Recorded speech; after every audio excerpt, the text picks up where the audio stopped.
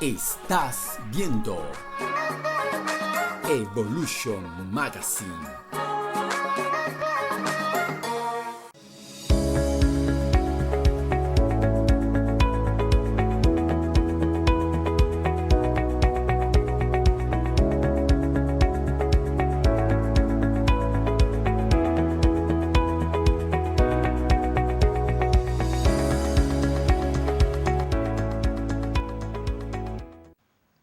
Así es, amigos, salud al día. Hoy vamos a tocar un tema, como dije al inicio del programa, que hemos escuchado sobre todo desde la pandemia para acá, pero muy constantemente, con el tema de la ansiedad. No es que antes no lo escucháramos, pero con la pandemia la gente decía, es que siento algo, tengo como una ansiedad. Inclusive, ustedes nos han escuchado cuando decimos, tengo como una ansiedad de comer algo dulce.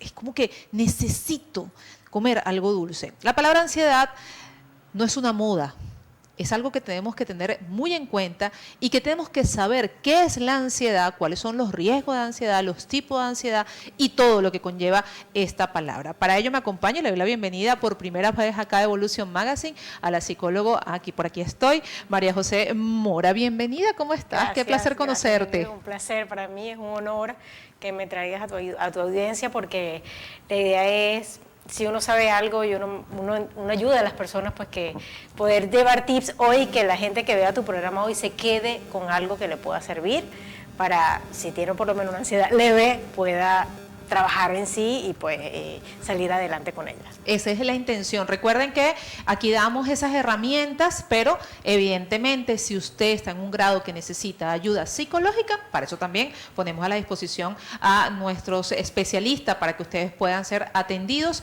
porque como dicen por ahí, un psicólogo no es porque está loco, es una ayuda para todas aquellas personas que la necesitan.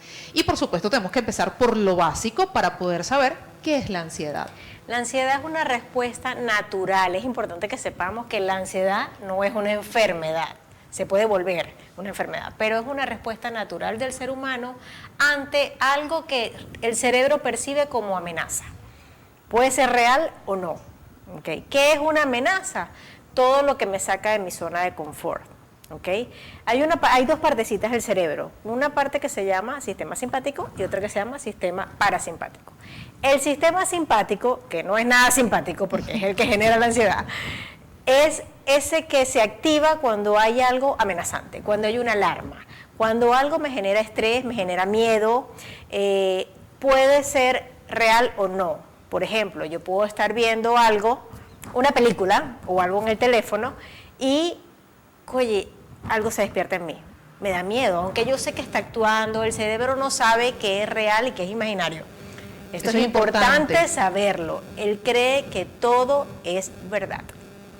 Así sea un videojuego, así sea una película, así sea, él cree que, y además cree que casi todo nos está pasando a nosotros. Inclusive, y ahora que dices eso, un simulador.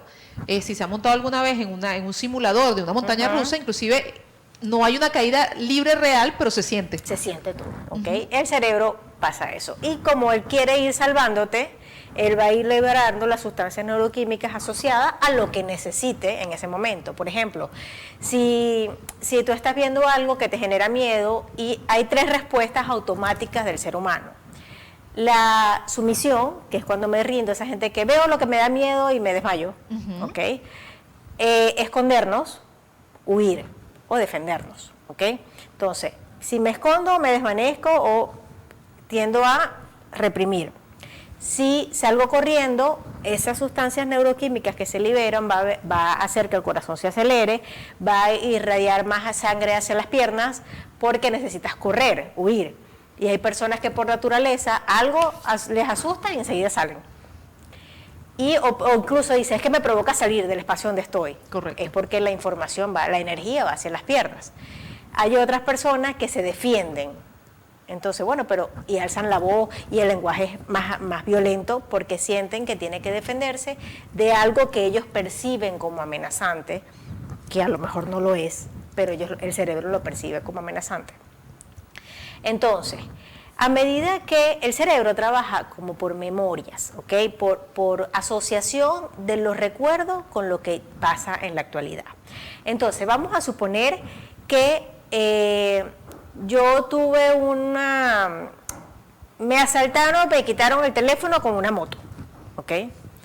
Entonces, a partir de allí, cada vez que mi cerebro escucha una moto, se activa algo en el cerebro. Automáticamente. Pero además estaba sonando despacito. Yo no, o sea, es algo que yo no me acuerdo, pero es algo que estaba pasando. Porque el cerebro va a captar todos los estímulos posibles para la próxima vez salvarte. Entonces resulta que a partir de ahí yo quedé con ese estrés. Cada vez que escucho moto, aquí hay mucha moto, entonces cada vez se me activa. Resulta que escucho despacito y se me activa, pero yo no entiendo por qué. Yo iba manejando y de repente comencé a sentirme raro. Sonó despacito, mi amor. Pero también estaba un vaso de limonada en mi carro. Entonces cada vez que vuelo limón, el cerebro recuerda y despierta. Y eso ¿okay? es una manera inconsciente. Todo eso es inconsciente. Incluso hay personas que comienzan a desarrollar pánico por cosas que vivieron cuando niños y ni se acuerdan. Y entonces a veces, cuando es muy profundo, hay que ir atrás, hay que ir atrás, hay que ir atrás. Y la persona lo que hace naturalmente es que comienza a evitar los espacios. Ah, no, porque es que a mí me dio manejando. Entonces yo dejo de manejar. Automáticamente lo asocio. La gente va asociando. No, porque es que fue un perfume, entonces yo ya no uso perfume porque es que eso me da ansiedad. No, porque fue que la música alta, entonces yo creo, y la gente incluso va dejando de ir al trabajo, de salir de la casa y se va, ya ahí estamos hablando de una parte más patológica, ¿no? Porque comenzamos diciendo que la ansiedad no es una patología como tal, es una respuesta natural. ¿Qué pasa? Que se sostiene, se mantiene, es muy frecuente y el cuerpo no le cuesta llevar ese ritmo porque hay muchas cosas que nos despiertan ansiedad. Las redes dan mucha ansiedad, el estar haciendo una cosa y pensando otra cosa, y esto sí quiero que la gente se lo meta en la cabeza. Creemos que entre más cosas hacemos, somos más exitosos y podemos hacer muchas cosas. Pues si tú estás haciendo algo con tus manos, por ejemplo, estamos picando aliño en la casa, pero yo estoy pensando que llegó el agua y tengo que montar una lavadora, la mente comienza a montar la lavadora, pero tú estás picando aliño. Ya esa incongruencia genera ansiedad.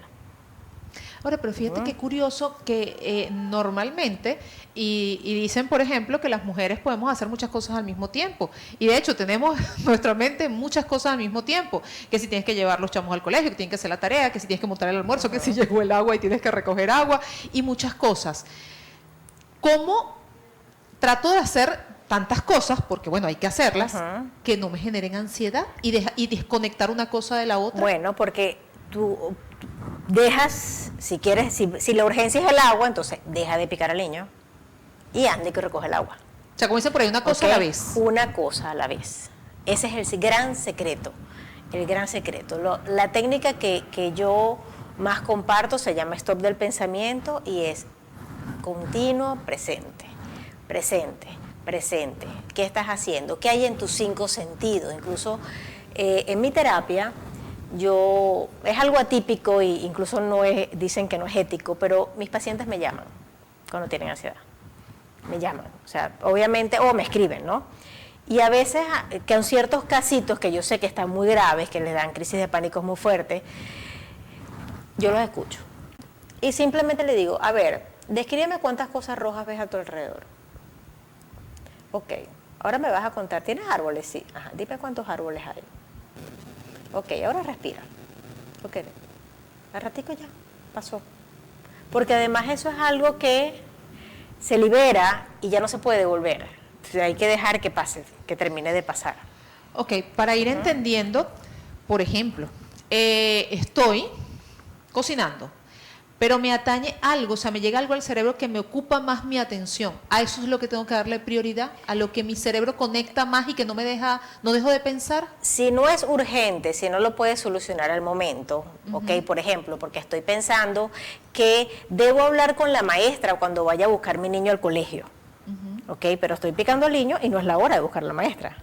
Entonces, ¿para qué vas a pensar en la maestra si no lo puedes solucionar al momento?